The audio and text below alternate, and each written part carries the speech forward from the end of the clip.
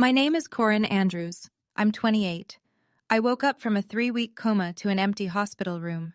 No father, no brothers, no flowers, no cards, no half-eaten bag of chips on the visitor chair. Nothing. Just a single sheet of heavy stationery on my bedside table, watermarked, printed with Andrews Residence, Greenwich, Connecticut at the top. My father's handwriting underneath. Corinne, we've decided to stop covering your medical expenses. Your brothers agree it's time you handle things on your own. Good luck. Dad. I read it 4 times, then I cried for an hour. But my father made one mistake. He forgot what my mother left behind. And he definitely forgot about the man in the gray suit who walked into my room on day 3. Before I go on, please take a moment to like and subscribe, but only if you genuinely connect with this story. Now, let me take you back to the beginning, to the house I grew up in, and the family that taught me silence was the same thing as love. I'm an ICU nurse. Night shift, 12 hours on, 12 off, at a mid-size hospital in Stamford, Connecticut. I live alone in a 1-bedroom apartment with thin walls and a radiator that clanks at 2 a.m. I pay my own rent. I buy my own groceries. I drive a 9-year-old Honda Civic with a dent in the passenger door that I never got fixed because there was always something more important. A power bill, a new pair of work shoes, another month's student loan payment. The Andrews family lives 26 minutes away, but it might as well be another planet. My father's house, the house I grew up in, is a 5-bedroom colonial in Greenwich. Stone facade, wrought iron gate, heated pool in the back, a 3-car garage where his Range Rover sits next to my stepmother's Mercedes and my brother Preston's BMW. The dining table is walnut, custom-made, seats 12. Every Sunday, Diane sets 4 places.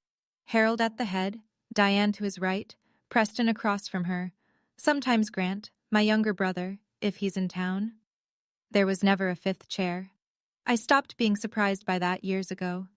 You can only show up uninvited to your own family's dinner so many times before you get the message. The last time I tried, Diane smiled at me from the doorway and said, "Oh, Corinne, we didn't expect you. Let me see if we have enough." There were 2 untouched ribeye steaks on the counter behind her. My father didn't look up from his phone. That was 3 years ago. After that, I just stopped. Stopped calling on Sundays. Stopped driving to Greenwich. Stopped pretending that if I was good enough, quiet enough, useful enough, they'd eventually make room. But I should explain why I was always the one trying. Why I spent 16 years believing I owed them something. For that, I need to go back to when I was 12. My mother's name was Margaret Ellis Andrews. She was warm in the way that doesn't announce itself, the kind of person who'd leave notes in your lunchbox and remember exactly how you liked your eggs. She came from money, the Ellis side, though she never talked about it. What I remember most is her hands on the piano keys, teaching me scales on Saturday mornings, and the Cartier watch she always wore, thin gold band, a gift from my grandmother Eleanor. She never took it off. On March 7th, I had a piano recital at school. A small thing, 12 kids in a gymnasium. But I'd practiced for weeks. My father said he'd pick me up at 8:30. He didn't come. I waited in the school lobby for 45 minutes, calling his cell, voicemail every time. Finally, I called my mother. She'd already been home for hours, thought everything was handled. She didn't hesitate. "Stay inside, baby. I'm coming." It was raining, not drizzling, pouring, the kind of Connecticut March storm that turns roads into rivers. My mother drove her sedan out into it because her 12-year-old was standing alone in a school lobby and her husband wouldn't answer his phone. She never made it.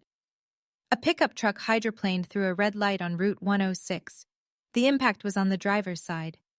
She was pronounced dead at Stamford Hospital at 9:47 p.m. My father arrived at the hospital an hour later. I was sitting in a plastic chair in the hallway, still wearing my recital dress, holding a paper cup of water a nurse had given me. He stood over me.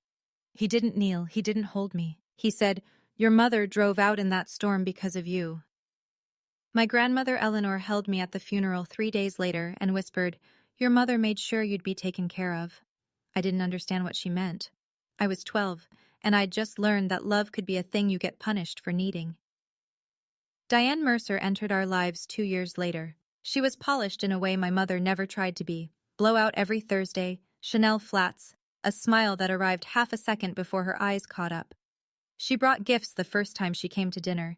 A cashmere scarf for me, a leather wallet for Grant. She called me sweetie, and told me I had my mother's cheekbones. Within 6 months, she'd moved in. Within a year, she and my father were married. Within 2, everything that had been my mother's was gone. It happened in pieces, so slowly I didn't notice until it was done. First the photos. Margaret's portrait over the fireplace replaced by a landscape Diane picked up in Nantucket. Then the piano. We need the space for Preston's office, sweetie. You understand. Then my bedroom. One afternoon I came home from school and my things had been moved to the attic room on the 3rd floor. Diane said it would be more private for me. The room had a sloped ceiling and no closet. Preston was her son from a previous marriage, 4 years older than me, already in college when Diane married my father. But Harold treated him like the firstborn he'd always wanted. Preston's going to take over the business someday, he'd say at dinners. Preston understands how the world works. The family Christmas card that year had 4 people in it. I was at a friend's house when they took the photo. No one told me. I asked my father once, I was maybe 15, whether my mother had left any papers, any documents, anything. He set down his fork, looked at me with that flat, steady gaze that could make a boardroom go silent. Your mother didn't leave anything, Corinne. She left debt. I cleaned it up. Don't bring her up again. You've done enough. So I didn't.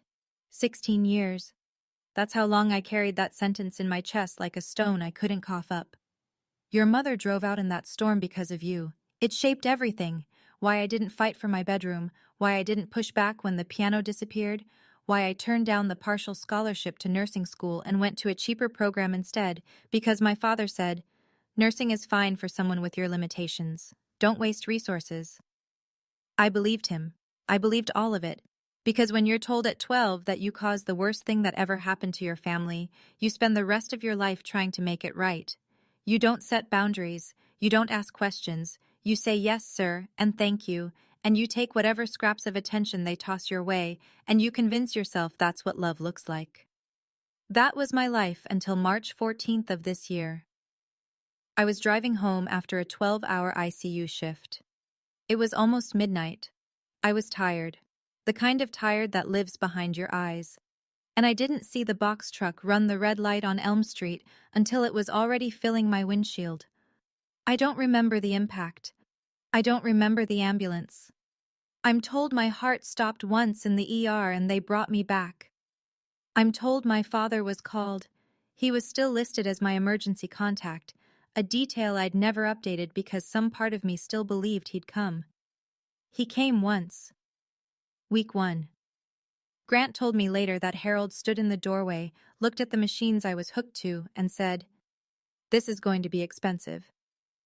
Then he left. Week 2, only Grant visited. Week 3, no one. And then I woke up to that note. But here's the thing. A week before the accident, while packing a box of old things from my apartment closet, I'd found something. A torn envelope at the bottom of a carton I'd taken from the Greenwich attic years ago. It had my name on it, my old address at the estate, and a logo I didn't recognize. Some bank or financial firm. The letter inside was gone. Just the envelope, ripped open and empty. I tossed it aside, figured it was junk mail. I wish I'd looked closer. I need you to understand what it's like to wake up from a coma. It's not like the movies. There's no dramatic eye-opening, no gasping breath while loved ones clutch your hand. It's slow, foggy. My throat was raw from the intubation tube. My left wrist was in a cast. Every joint in my body felt like it had been filled with wet sand. The fluorescent lights above me buzzed, and for a long time, that was the only sound. No voices, no footsteps, no one saying she's awake. I turned my head, slowly, because even that hurt, and saw the room. Empty visitor chair. A wilted arrangement of carnations on the windowsill, the kind the hospital gift shop sells for $12. The cellophane was dusty. No one had touched it in days. Then I saw the note. I read it the way you read something that can't possibly be real. We've decided to stop covering your medical expenses. Your brothers agree it's time you handle things on your own. Good luck, Dad.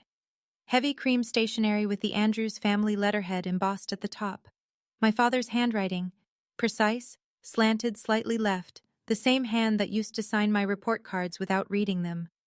I pressed the nurse call button. A woman named Linda came in, checked my vitals, and told me I'd been unconscious for 22 days. Has anyone been here? I asked. My voice sounded like gravel. She hesitated. A woman came by about a week ago, signed some discharge of responsibility paperwork, and told us to forward all future bills to you directly. She brought those flowers. Linda nodded toward the wilted carnations. She seemed in a hurry. Diane. Of course. I held that note against my chest and cried for an hour. Not because they'd left. I think some part of me always knew they would. I cried because I finally understood. They were never really there. Lying in that hospital bed, the memories came in waves. Every moment I'd swallowed my own voice to keep the peace. My nursing school graduation. I'd finished top of my cohort, clinical honors, 3 letters of recommendation from attending physicians. I'd texted my father the date and time 2 months in advance. The morning of, he replied. Something came up. Congrats. No period, no exclamation point. Grant was traveling. Diane didn't respond at all. I walked across the stage to polite applause from strangers and took a selfie in the parking lot in my cap and gown, alone, leaning against my Civic. I still have that photo. I look like I'm trying very hard to smile. Thanksgiving, 2 years ago. Diane hosted 20 guests at the Greenwich House. The table was set with her new Waterford crystal and fresh eucalyptus runners. She introduced Preston to everyone. This is Preston, Harold's eldest. He's in commercial real estate now. We're so proud. While I carried platters in from the kitchen. One of Harold's business partners asked who I was. My father said, That's Corinne. She helps out. Not my daughter. Not even she's a nurse. She helps out, like the caterer. After dinner, I washed dishes for an hour while Preston showed the guests his new BMW, a gift from Dad for closing his first deal. I'd asked my father for help with a security deposit 6 months earlier. His response? Maybe if you'd chosen a real career, you wouldn't need to ask. I kept going back. Every holiday, every birthday I wasn't invited to, but showed up for anyway. Because somewhere inside me, 12-year-old Corinne was still standing in that school lobby, waiting for someone to come. And the worst part? I thought that was love. I thought that's what I deserved. 2 days after I woke up, I tried to call my family. Grant's number went straight to a message. This number is not accepting calls from this line. I stared at my phone. Blocked. My own brother's number. Blocked. I told myself maybe he'd changed phones. Maybe it was a mistake. But my hands were shaking. I called my father's cell. Voicemail. I didn't leave a message. What would I even say? Hi, Dad, I almost died. Just checking in? I called the house. Diane picked up on the 3rd ring. I could hear her heels on tile. The kitchen, probably. She sounded exactly the way she always does. Warm, measured, completely in control. Corinne, how are you feeling? We heard you were awake. I was in a coma, Diane. For 3 weeks. I almost died. A pause. Then in that voice, the one she uses when she wants you to feel like you're being unreasonable. And we're glad you're okay. We really are. But your father and I discussed this, and we think it's best for everyone if you learn to stand on your own 2 feet. You're 28 years old. Most people your age don't rely on family for medical bills. You signed papers transferring my hospital debt to me while I was unconscious. We were trying to help you grow, sweetie. You can't keep leaning on your father forever. I gripped the phone so hard my cast ached. Is that what this is? Growth? Diane's voice dropped half a register. Preston's wedding is in 3 months. We have expenses. Your father has a very important deal closing. This isn't a good time for drama, Corinne. Then she added, almost as an afterthought. And I should tell you, we've let the family know that you decided to go your own way. Everyone understands. She hung up. She'd already rewritten the story. In Diane's version, I was the one who left. Let me tell you about the math. 3 weeks in the ICU, emergency surgery on my spleen, a fractured wrist, 2 cracked ribs, mild traumatic brain injury. The total bill, Before insurance, just over $187,000. My employer-sponsored plan covered a portion, but after deductibles and out-of-network charges for the specialists Harold's initial visit had authorized, back when he was still pretending to be involved, I was staring at roughly $43,000 in personal liability. My savings account had $6,200 in it. I couldn't work for at least 8 weeks. My car was totaled. The auto insurance claim was still processing. My apartment lease was up in 6 weeks, and I didn't have first and last for a new place. I was lying in a hospital bed in a gown that tied in the back, scrolling through a financial aid application on a phone with a cracked screen, and the sum total of my worldly support was a wilted bouquet from a woman who'd signed away my medical coverage while I was unconscious. I set the phone down. I looked at the ceiling, those acoustic tiles with the little holes that you count when you can't sleep. I thought about my mother, about what she would say if she could see me now. And then I thought about what my father had told me for 16 years. That she left nothing. That she left debt. That I was the reason she was gone. I picked up that note from my nightstand, read it one more time. Good luck. I folded it neatly, placed it in the drawer, and said, out loud, to no one, enough. I didn't know what came next, but I was done earning their love. I was 28 years old, and I was done. That was Tuesday. On Thursday, a man I'd never seen before knocked on my hospital room door. Before I get to the man at the door, I need to tell you what Harold was doing while I was calculating how to survive. He was managing the narrative. My phone buzzed Wednesday morning with a text from my Aunt Claire, Harold's sister, who I'd seen maybe 5 times in the last decade. Corinne, I saw your dad's email. I'm really disappointed in you. After everything he's done, I didn't know what she was talking about. An hour later, a college friend named Becca forwarded me the email. She wrote at the top, "Hey, is this real? This doesn't sound like you." The email was from Harold's personal address, sent to what looked like his entire contact list. Relatives, business associates, family friends. At least 30 people. The subject line, a difficult family update. I'll spare you most of it, but the key lines burned into my retina. Corinne has, unfortunately, burned through every opportunity we've given her. She's refused to take responsibility for her life and has blamed this family for her own choices. After years of support, we've made the painful decision to step back. For her own good. And then, at the end, the sentence that made my stomach drop. Her mother would be ashamed. Her mother would be ashamed. He wrote that about me, the daughter lying in a hospital bed, and sent it to everyone we knew.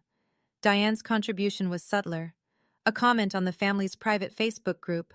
We tried everything. Sometimes you just have to let them fall so they learn. Praying for her. Praying, with a heart emoji. Within hours, my phone was full of messages from people I barely knew, all echoing Harold's version. We're so sorry your father had to go through this. We hope you get the help you need. No one asked me what happened. They didn't need to. Harold Andrews was the patriarch, the philanthropist, the self-made man, and I was just Corinne, the difficult one. Preston called Thursday morning. I almost didn't answer. But there was a part of me, the same stupid, stubborn part that had kept going back to that house for 28 years, that thought maybe he was calling to apologize. Maybe he'd seen the email and realized it had gone too far. Corinne. Not hey or how are you, just my name, flat, like he was confirming a reservation. Look, I'm going to be straight with you. Dad's being generous here. He could ask you to pay back every dollar he's spent on you over the years. He's choosing not to. You should take that as the gift it is. I just woke up from a coma, Preston. And you're fine now. You're talking, you're thinking, you're fine. The point is, Diane sent you some paperwork, a release form. You sign it, you move on with your life, we move on with ours. Clean break. I'd received the documents 2 days earlier. A courier had delivered them to my hospital room, a legal-looking packet from Harold's personal attorney, requesting that I sign a voluntary waiver of any and all claims to Andrew's family assets, properties, and holdings. I'd read it twice, confused. If my mother had left nothing, if Harold had cleaned up her debt, then what exactly was I waiving? What am I giving up, Preston? Dad told me Mom left nothing. A beat of silence, then carefully. It's just a formality. Dad's reorganizing the estate for a new development deal. Some old trusts need to be cleaned up. Don't make this harder than it needs to be. Old trusts. I'm not signing anything I don't understand, I said. Corinne, I said no. He hung up. I sat there holding my cracked phone, and for the first time in 16 years, I didn't feel guilty. I felt suspicious. Why does a family that claims you have nothing need your signature to prove it? Diane came in person the next day. She arrived the way she always arrives, like she'd just stepped out of a magazine shoot. Cream cashmere coat, leather gloves, a small bouquet of white tulips. She smiled at the nurse's station, asked for my room in that honeyed voice, and I could hear them telling each other what a lovely woman as her heels clicked down the hallway. She closed the door behind her, set the tulips on the windowsill next to the dead carnations. Then she turned to face me, and the smile was gone. You're making this difficult, Corinne. I'm not signing those papers. Your father's deal closes in 6 weeks. This is the largest project of his career. If you cause problems, she smoothed her coat, choosing her words. He has relationships at every hospital in this region, board members, donors. One conversation and your little nursing career disappears. Do you understand what I'm saying? I understood perfectly. It wasn't a warning. It was a threat, delivered in the same gentle tone she used to tell me my bedroom was being moved to the attic. What am I signing away, Diane? If Mom left nothing, why does Dad need my signature? Something shifted in her face, a flicker, gone in an instant. Because the trust company won't. She stopped, pressed her lips together, then smooth as glass. Because it's just paperwork. Don't overthink it. The trust company. She heard herself say it. I saw it in her eyes, that split second of calculation, deciding whether to backtrack or plow forward. I'm not signing anything I don't understand, I said, and I'm done being scared of this family. Diane picked up her gloves, walked to the door. You were never as smart as you think you are, Corinne. That's always been your problem. She closed the door quietly. Diane never slams things. She doesn't need to. But she'd said it. Trust company. And suddenly, a torn envelope at the bottom of a moving box, and my grandmother's whisper at a funeral. They weren't random anymore. The next few days were the lowest point. My hospital bill sat on the rolling tray table like a small monument to everything I didn't have. $43,000. My bank account, $6,200. The math didn't care about my feelings. I called the billing department and arranged a payment plan, $400 a month, which I couldn't afford either, but it kept the collection calls at bay. My apartment lease was expiring. I had no car. My savings could cover maybe 6 weeks if I ate nothing but rice and eggs. The hospital social worker left pamphlets about financial assistance programs on my bed, and I filled them out at 2 a.m. with a pen that kept running out of ink. Meanwhile, the fallout from Harold's email continued. A co-worker at the hospital, someone I'd considered a friend, texted me, "Hey, I don't want to get involved, but someone said you have some issues going on. Just want you to know we're here for you." Harold hadn't directly said I had addiction problems. He'd just hinted, in that careful way of his, at choices and patterns and getting the help she needs. He knew exactly how to plant a seed without leaving fingerprints. I sat alone in that room at 3 in the morning, listening to the heart monitor down the hall and the hum of the heating system, and I thought about my mother. If you were here, I asked her silently, would you tell me to keep trying with them? Or would you tell me to run? And then another thought, clearer. I've been paying for a debt that was never mine. 16 years of apology for a storm I didn't cause. I was 28 years old, lying in a hospital bed, and I had nothing. No, that's not true. I had a question, and that question was worth everything. Grant called at 11 p.m. on a Tuesday, from a number I didn't recognize. Corey. His voice was low, rushed. I'm using a friend's phone. Dad put something on my line. I don't know, some kind of family plan tracker. He'd see I called you. Grant, are you okay? Listen to me. I should have said something a long time ago, and I didn't because I'm a coward, okay? I know that. But you need to hear this. I could hear him breathing hard, like he'd been running or was trying not to cry. My little brother, 26 years old and still terrified of our father. Before Grandma Eleanor died, he said, she told me something. She said Mom left something for you. Something real. Something Dad was supposed to give you when you turned 25. He never did. My hand tightened on the phone. 25. I was 28 now. 3 years passed. What was it? I don't know the details, but I found papers in Dad's office once. In the bottom drawer of his desk, the one he keeps locked. They had a logo on them. Some kind of trust or financial company. I can't remember the exact name, but it started with Hartford or Hartwell, maybe? Something like that. My whole body went cold. The torn envelope, the logo I'd thrown away. Dad caught me looking, Grant continued, his voice dropping even lower. He grabbed my arm so hard it bruised. He said if I ever mentioned Mom's papers again, he'd cut me off completely. That's the angriest I've ever seen him, Corey. Not yelling, quiet, like ice. I heard a voice in the background, Diane's, calling Grant's name. I have to go. I'm sorry. I'm so sorry I didn't tell you sooner. The line went dead. I had a name now, a trust company. And for the first time, I had somewhere to aim. I couldn't sleep that night. I lay in the dark, phone propped against my water pitcher, and Googled every variation I could think of.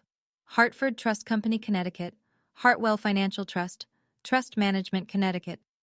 My hands were trembling, partly from the residual nerve damage in my left arm, partly from something else entirely. On the second page of results, I found it. Hartfield Trust and Fiduciary Services, Hartford, Connecticut. The logo matched. I was certain. That same serif typeface, the same navy and gold crest, the same logo from the torn envelope in my moving box. At 9:01 a.m. the next morning, the moment their office opened, I called. A receptionist answered. Professional, pleasant. I gave her my name. Corinne Andrews. I'm calling about a trust that may be in my name. I don't have the account number. I'm sorry, I don't really know. A pause. The sound of typing. Then her voice changed. Warmer. And something else. Concern. Ms. Andrews, please hold for 1 moment. 30 seconds of hold music. Then a man's voice, older, steady, the kind of voice that spent decades in conference rooms. Ms. Andrews, my name is Richard Calloway. I'm the managing trustee of the Margaret Ellis Andrews Irrevocable Trust. I have been trying to reach you for 3 years. I couldn't speak. We sent certified mail to your address on file, your father's residence in Greenwich, on 3 separate occasions. Each was signed for and accepted, but you never responded. I was beginning to think you didn't want to be found. Who signed for them? I whispered. A rustling of papers. The signature reads Diane Andrews, every time. The room tilted. I grabbed the bed rail. Mr. Calloway, I said, I need you to tell me everything. And he said gently, your mother anticipated this possibility, Ms. Andrews. That's exactly why she made the trust irrevocable. 2 days later, Richard Calloway walked into my hospital room carrying a brown leather briefcase that looked older than I was. Behind him was a man I'd never seen. Younger, maybe late 40s, in a navy suit with a small silver pin on his lapel that read Hartfield Trust. He introduced himself as Thomas Whitfield, Senior Fiduciary Officer. The man in the gray suit. Well, navy, close enough. Calloway sat in the visitor chair, the first person to actually use it since I'd woken up. He opened his briefcase on the rolling tray table, moving my water cup aside with a quiet, "May I?" that contained more courtesy than my father had shown me in a decade. Ms. Andrews, he began. Your mother, Margaret Ellis Andrews, established an irrevocable trust in 2008, 2 years before her death. You are the sole beneficiary. The trust was funded by your maternal grandmother, Eleanor Ellis, and contains 2 primary assets. He placed the first document on the table. A copy of the trust instrument, 46 pages, with my mother's signature at the bottom. First, an investment account currently valued at approximately $2.1 million. I stopped breathing. Second, he placed another document beside it. A property deed, stamped and recorded with the county clerk. The real property at 14 Edgewater Lane, Greenwich, Connecticut. I stared at him. That's my father's house. No, Miss Andrews, it is not. Calloway's voice was precise, not unkind. Your mother purchased that home in 2004, 2 years before she married your father, using funds from her family inheritance. A prenuptial agreement kept it as separate property. Upon her death, it transferred into the trust. Your father has been living in that house for 16 years, but he has never owned it. Thomas Whitfield placed a third item on the table. 3 certified mail receipts, each signed Diane Andrews. Your father didn't just forget about you, Corinne, Calloway said quietly. He used what was yours to build what he thinks is his. I didn't say anything for a long time. The documents sat on that hospital tray like artifacts from another life, a life where my mother was still thinking of me, still protecting me, even from the grave. The trust instrument had her handwriting in the margins, small notes to her attorney, initials in blue ink. I traced one with my fingertip. She knew, I said, and my voice cracked. She knew what he was. Calloway nodded. Your mother was a careful woman. She came to me before the marriage and said very clearly that she wanted her daughter provided for, regardless of what happened. She didn't elaborate. She didn't need to. I thought about my grandmother Eleanor at the funeral, leaning close, whispering, Your mother made sure you'd be taken care of. I was 12. I thought she was talking about heaven. The tears came then, not the helpless, hollow crying from the night I'd woken up, but something deeper, like a wall giving way after years of pressure. I cried because my mother had loved me enough to plan for this. I cried because my father had hated me enough to hide it. And I cried because I'd spent 16 years apologizing for existing in a house that was mine. Calloway and Whitfield waited. They didn't rush me. When I finally wiped my face with the back of my hand, the one without the cast, Calloway asked, What would you like to do? I looked at him. At the deed, the trust papers, the certified mail receipts with Diane's stolen signatures. I want what's mine, and I want him to hear it from me, not from a letter. Calloway reached into his briefcase and pulled out an ivory envelope, thick, embossed. An invitation. The Andrews Foundation Charity Gala. Harold was being honored. Then we need to talk about timing, he said. Calloway laid it out clearly, the way I imagined he laid out every case. No drama, just facts. Harold had leveraged the Greenwich property, my property, as collateral for a $4.5 million commercial development deal. He'd submitted documentation to the lender claiming ownership, but the deed was in my mother's name, transferred to the trust upon her death. Harold had never held title. What he'd done was, at minimum, a misrepresentation of asset ownership. At worst, it was mortgage fraud. The lender is First Capital Regional, Whitfield said, opening a folder with the bank's letterhead. If they discover the collateral doesn't belong to Mr. Andrews, the loan is void, the deal collapses. What do I need to do? I asked. Legally, 2 things, Calloway said. 1. We file a formal notification with First Capital that the property used as collateral is held in trust and was never available as security. 2. We petition to transfer operational control of the trust assets to you, which should have happened 3 years ago when you turned 25. He paused. Both actions are straightforward. The question is how and when. I told him I didn't want to ambush anyone. I didn't want a spectacle.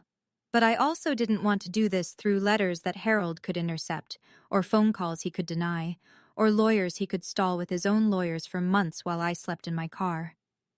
I want the truth to be in the room where he usually lies, I said. Calloway studied me for a moment. Then he said, The gala is in 12 days. Harold is being honored. The deal is scheduled to be formally announced that evening. Representatives from First Capital will be present. He placed the property deed on top of the stack. I could see the county seal, the date, 2004, 2 years before the wedding, my mother's name in clear type. Your mother prepared the shield, Corinne. I'm simply here to make sure you know you're holding it. I was discharged on a Thursday. Grant helped, quietly, the way Grant does everything. He booked a room at a Hampton Inn in Hartford, using his own card, and texted me the confirmation number from a burner phone he'd bought at a gas station. Don't tell Dad, he said, and I didn't point out the absurdity of that sentence, that we were grown adults. hiding from our own father like runaways. The hotel room was small, clean, anonymous. A queen bed with a floral bedspread, a coffee maker with 2 packets of complimentary grounds, a window that looked out on a parking lot. It was the most peaceful place I'd been in weeks. I spent the first 3 days just healing, walking laps around the hallway in my socks because my ribs screamed every time I took a deep breath, eating soup from the diner next door, sleeping 12 hours at a stretch because my body was still stitching itself back together. On the 4th day, I stood in front of the bathroom mirror and practiced. Not a speech. I'm not a speech person. Just the sentences I needed. 3, maybe 4. I said them to my reflection until they stopped shaking. Calloway had messengered me a manila folder. Inside were copies of everything: the trust instrument, the deed, the certified mail receipts, the prenuptial agreement. And one more thing I hadn't asked for: a copy of the police accident report from March 7th, 16 years ago. I held that report for 20 minutes before I opened it.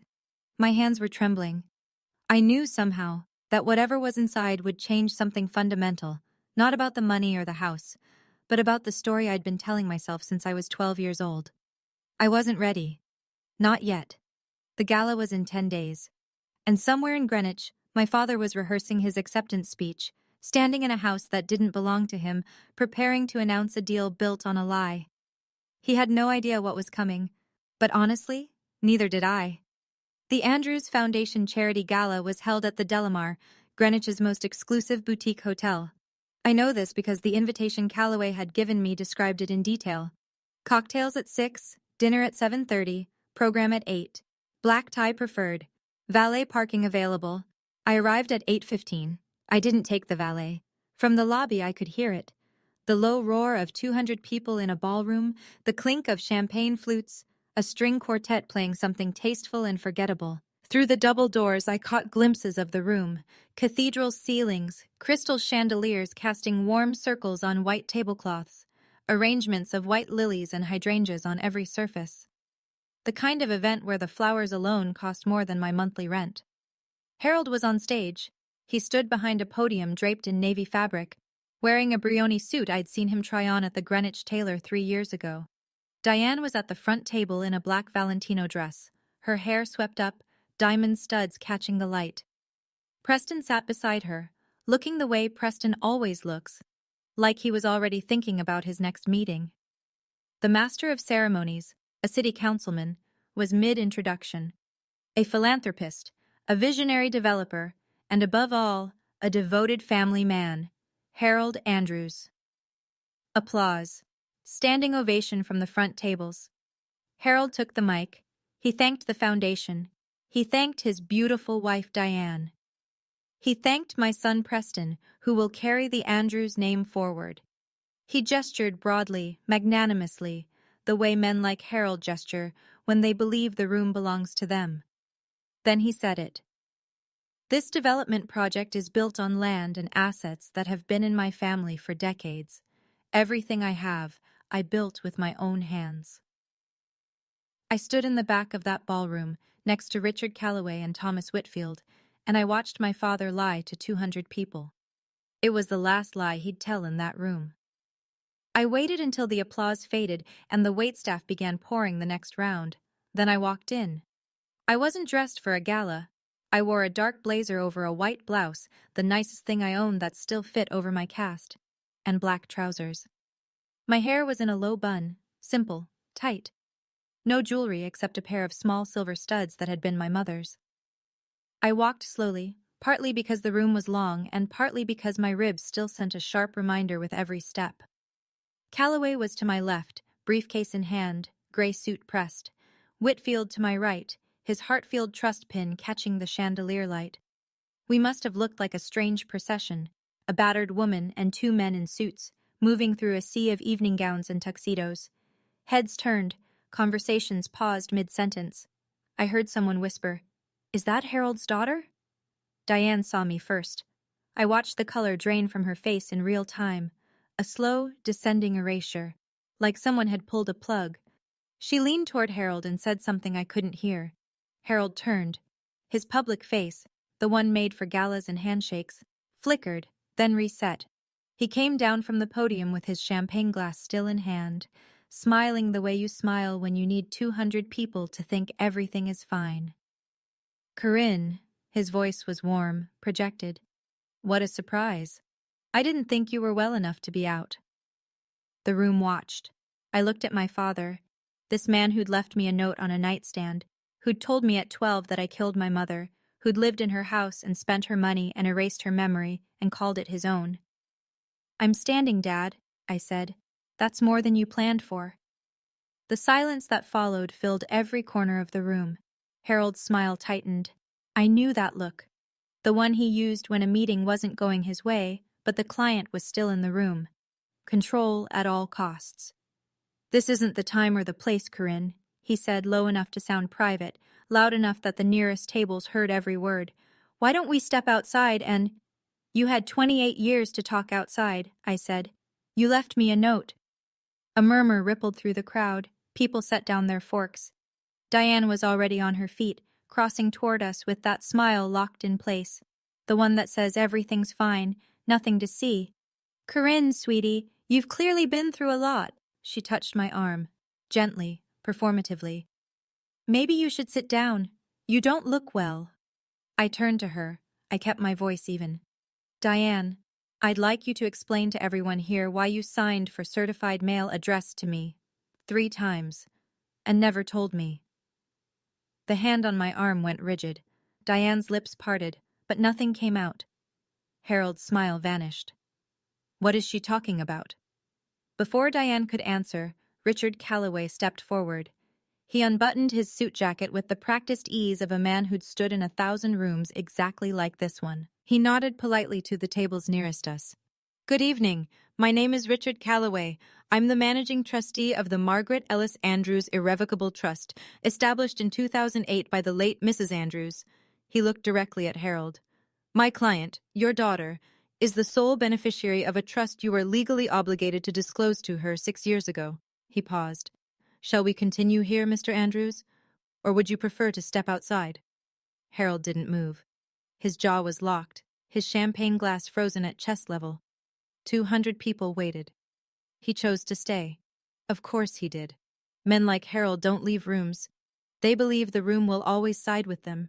That was his second mistake. This is absurd, Harold said. His voice carried. He made sure of it. He set his champagne glass on the nearest table and turned to face Calloway with the posture of a man accustomed to winning disputes by sheer presence. My late wife didn't have a trust. Whatever this woman has told you, she's either confused or she's been manipulated. This woman. He called me this woman in front of 200 people. Calloway didn't flinch. He opened his briefcase on the edge of the nearest table, between a bread plate and a crystal water glass, and laid out 3 documents in a neat row.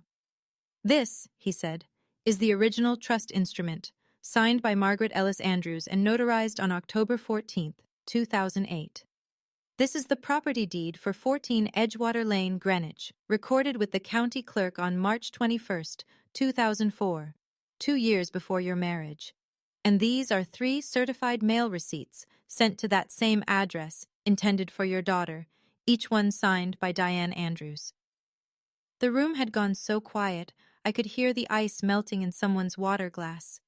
Harold glanced at the documents. I watched his expression shift, just barely, just for a second, from contempt to recognition. He knew those papers. He'd known about them all along. At the VIP table, a tall man in a dark suit stood up. I'd learn later his name was Hargrove, a senior officer at First Capital Regional, the bank funding Harold's $4.5 million deal. Harold, Hargrove said, is the property you submitted as collateral the same property referenced in these documents? Harold's mouth opened, closed, opened again. Preston, sitting at the family table, leaned forward. Dad, what's going on?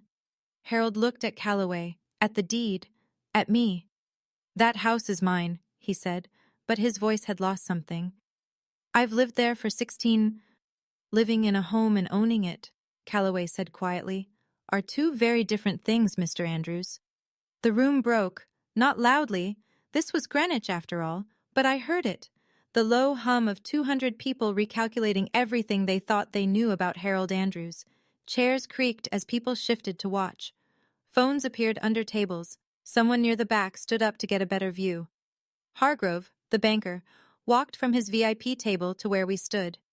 His face was the controlled blank of a man whose institution had just been told their $4.5 million loan was built on collateral that didn't exist. "Mr. Andrews," he said, and his voice was very calm.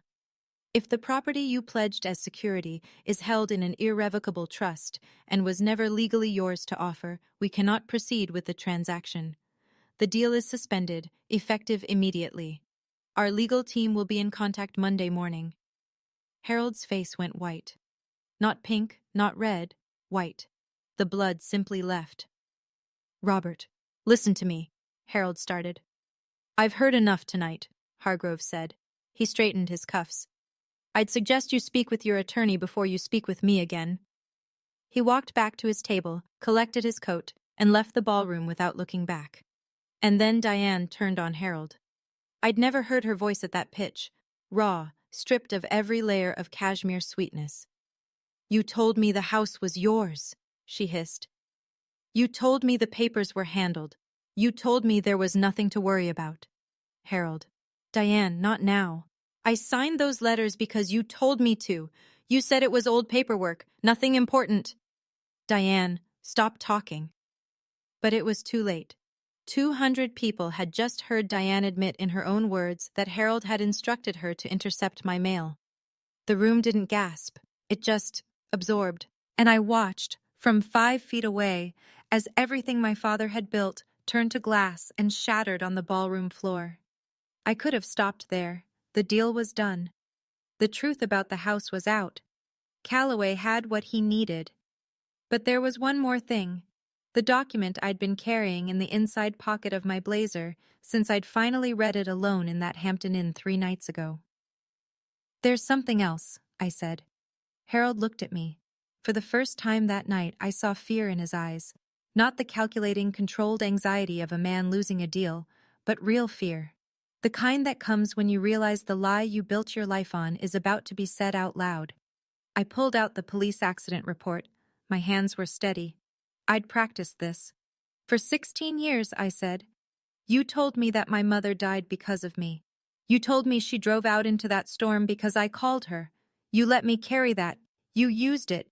Every time I questioned you, every time I pushed back, you'd bring it up. Your mother drove out in that storm because of you. I heard it so many times I started dreaming about it." The room was absolutely still. "The police report from that night says something different." I held it up. "It says that you, Harold Andrews, agreed to pick me up from the school recital at 8:30. It says that my mother called your cell phone 5 times between 8:45 and 9:10. You never answered, because you were at a poker game on Fairfield Avenue, and you'd turned off your phone." I looked at him. "Mom didn't drive into that storm because I called her. She drove into it because you didn't show up. And then you blamed a 12-year-old girl to cover your own guilt." Harold's mouth moved, but no sound came out. Behind him, at the family table, Grant was staring at the floor, tears running down his face. Preston sat frozen, his hand flat on the tablecloth as if the table was the only thing keeping him upright. I didn't ask for an apology. I'd stopped waiting for one a long time ago. "The lie ends tonight," I said. What happened next, I didn't expect. Grant stood up. He'd been sitting at the family table all evening, silent, the way he always was at these events. Present, but invisible, the second son who never challenged Harold, who swallowed his words and went along. I'd spent years being frustrated with him for that, and years understanding it, because I'd done the same thing. But he stood up, pushed his chair back slowly, wiped his face with the back of his hand, and walked away from our father's table toward me. Every head in the room turned to follow him. He stopped in front of me, and his voice cracked on the first word. "I knew," he said, not to me, to the room. "Not everything, but enough. I knew there were papers Dad was hiding. I knew something was wrong about the way he talked about Mom, and I was too scared to say anything." He looked at me, eyes red. "Corey, I'm sorry. I should have been braver. I should have been your brother. Harold's voice cut across the room like a blade. Grant, sit down. Grant turned to face him. My 26-year-old brother, who'd never once disobeyed Harold Andrews in his life, looked at our father and said very quietly, "No, Dad, I'm done sitting down." Diane reached for Grant's arm, reflexive, possessive. He pulled away. "You intercepted her mail, Diane. Don't touch me." Grant came and stood beside me. He didn't say anything else. He didn't need to. For the first time in 16 years, I wasn't standing alone in a room full of people who'd decided I didn't matter. I felt his hand brush mine, just briefly, the way you reach for someone when you want them to know you're there without making a scene. A few guests near the back of the ballroom set down their napkins. One couple stood and walked to our side of the room. Then another. Not many, maybe 8, 10 people, but enough. Harold Andrews sat down. Not dramatically. There was no stagger, no clutching of the chest. He simply pulled out a chair at the nearest empty table and sat. His Brioni suit was still perfectly pressed. His hair was still in place. But something behind his eyes had gone dark, like a house where someone had turned off all the lights at once. He didn't speak. No defense, no counterattack, no, "you don't understand." Just silence. And from a man who'd controlled every room he'd ever walked into, that silence said more than any confession could. Diane was already gone. I saw the tail of her Valentino dress disappear through the service exit, her heels clicking double time on the tile. She didn't look back. Preston followed 3 seconds later, phone already to his ear. Calling who, I don't know. A lawyer, probably. Maybe his mother. The golden child, finally realizing that the throne he'd been promised was built on borrowed ground. Calloway stepped forward, spoke briefly to one of Hargrove's associates who'd remained behind, and handed over a card. I heard him say, "My office will send formal documentation to First Capital on Monday. The county records are public." Quiet, professional, final. I looked at my father one more time. He was sitting alone at a table set for 10. The champagne was still cold in the glasses around him. The lilies were still fresh. The program on his plate still read, "Honoring Harold Andrews, a legacy of leadership." I thought about saying something. Some final line, some definitive sentence that would close the book on 28 years of silence and guilt, and trying and failing to matter. But I didn't. There was nothing left to say. I turned and walked out, my brother beside me, through a ballroom that was already beginning to murmur again. The sound of a story being retold in real time. I thought I'd feel triumph. I didn't. What I felt was quiet, like a room after a storm. Here's what happened in the 3 months after that night. Calloway filed the formal trust transfer petition the following Monday. Because the trust was irrevocable and I was the named beneficiary, the process was clean, delayed only by the sheer volume of documentation Harold's side tried to throw at it. His attorney requested extensions twice. The court denied both. By early June, I had full control of the trust assets, the investment account, now valued at $2.13 million after years of modest, steady growth, and the deed to 14 Edgewater Lane. Harold was formally notified that his residency at the property was at the discretion of the trust beneficiary. I gave him 30 days to vacate. It was more than he gave me. First Capital Regional voided the $4.5 million development loan. Their legal team referred Harold's file to the State Attorney General's office for review of potential mortgage fraud and misrepresentation of collateral. His own attorney advised him to settle before it escalated. The legal fees alone, I was told, were projected to exceed $200,000. Diane filed for divorce in mid-May. Her attorney cited irreconcilable differences, but the timing told the real story. When the money disappeared, so did Diane. I'd have felt sorry for Harold if I were a more generous person, but I'd seen the note on my nightstand too recently for generosity. Preston called me once. I didn't answer. He left a voicemail, 4 minutes long, full of pauses and throat clearing, that amounted to, "I didn't know the full picture, Corinne. If there's anything I can do..." I deleted it, not out of spite, out of clarity. Preston had spent his entire adult life choosing the winning side. Now that the sides had changed, his call wasn't remorse. It was repositioning. The Andrews Foundation Charity Gala was not held the following year. No one volunteered to organize it. I sold the Greenwich house in July. I know some people might think that's strange. A $3.2 million property. The place I grew up. The last physical thing my mother touched. But that house held more ghosts than memories. Every hallway, every room, every floorboard was layered with years of silence and smallness. The attic bedroom with the sloped ceiling, the kitchen where I washed Thanksgiving dishes while Preston showed off his car, the front door Diane closed in my face. I didn't need a mansion, I needed a life that was mine. I found an apartment in West Hartford, 2 bedrooms, hardwood floors, big windows that fill the living room with morning light.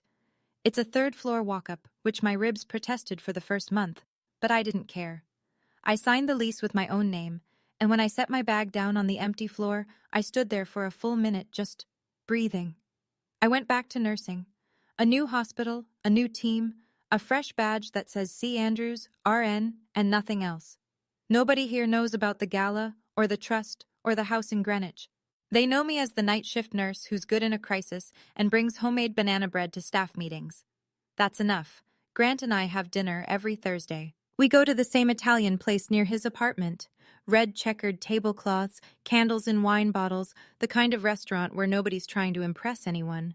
We talk about real things now, not the careful surface-level exchanges we used to have while Harold monitored every conversation. Real things, hard things. He started therapy in April. I started in May. And on my bookshelf next to a small jade plant and a stack of novels I keep meaning to read is a framed photo of my mother. Silver frame, simple. She's laughing, holding me as a baby, her Cartier watch glinting in the sun.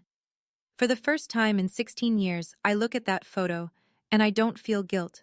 I feel gratitude. I spent 16 years apologizing for existing. I believed my father's version of the story, that I was the reason my mother died, that I deserved less, that I should be grateful for whatever crumbs the family table offered. I built my entire identity around being sorry. The day I stopped was the day I started living. If you're still here, and I hope you are, thank you. Not for watching, for listening. There's a difference, and it matters. I don't know what your version of that note on the nightstand looks like. Maybe it's a text that was never returned. Maybe it's a door that was never opened. Maybe it's a silence that stretched on for so long you've started to think it's normal. I don't know your story, but I know this. You are not the story someone else wrote about you. You are not the name they called you at the dinner table, or the chair they didn't set, or the mail they intercepted before you could read it. I didn't win because I was smarter or louder. I didn't win because I stormed in with some brilliant revenge plan. I won because my mother thought ahead, and because one morning in a hospital bed, holding a note that said good luck, I decided I was done being sorry. My mother left me more than money. She left me proof that someone, once, thought I was worth protecting. And that was enough to make me believe it myself. My name is Corinne Andrews. I grew up in a house that turned out to be mine. I was raised by a man who told me I was nothing, and a mother who quietly made sure I'd always have everything. And now, for the first time, that name is mine. If this story meant something to you, leave a comment. I read every one. And if you know someone who needs to hear this, a sister, a daughter, a friend who's still sitting in that lobby waiting for someone to show up, share it with them. There are more stories in the description that I think you'll connect with. Thank you for being here. It means more than you know.